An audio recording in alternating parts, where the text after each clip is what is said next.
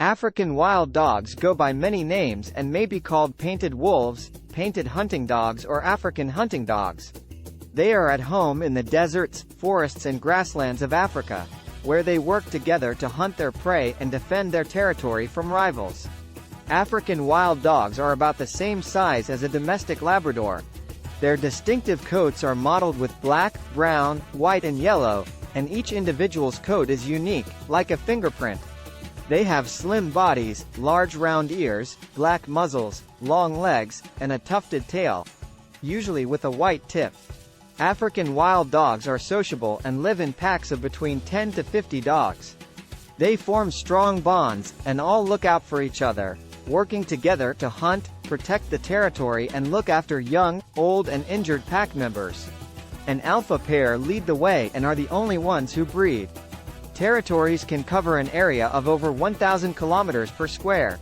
If there is a lot of food around, they are likely to be smaller, though, as they don't need to travel so far to find the food they need.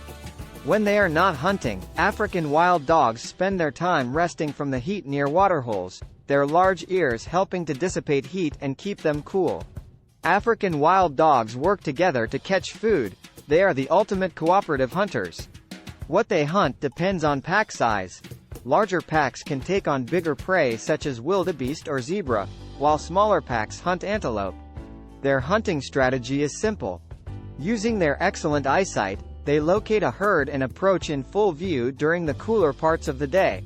Once the herd stampedes, they follow them and pick out the weakest member, running them to exhaustion and stopping them from rejoining the others.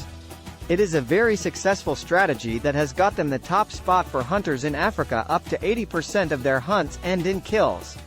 Lions only win 30% of the time. Wild dogs can run up to 60 kilometers per hour. This is slower than their prey, but they have fantastic stamina and can run over large distances, with some chases carrying on for 6 kilometers. They don't run at full speed the whole time, though. They warm up like an athlete, starting with a walk, a trot, and then a run. African wild dogs are fantastic communicators. It's the secret to their hunting success. Before a hunt, they engage in a noisy, warm-up session where they bound around wagging their tails, licking and rubbing against each other while whining and making twittering calls. During hunts, they communicate with high-pitched yapping calls and a distinctive hoo call that summons any dogs separated in the chase to the kill.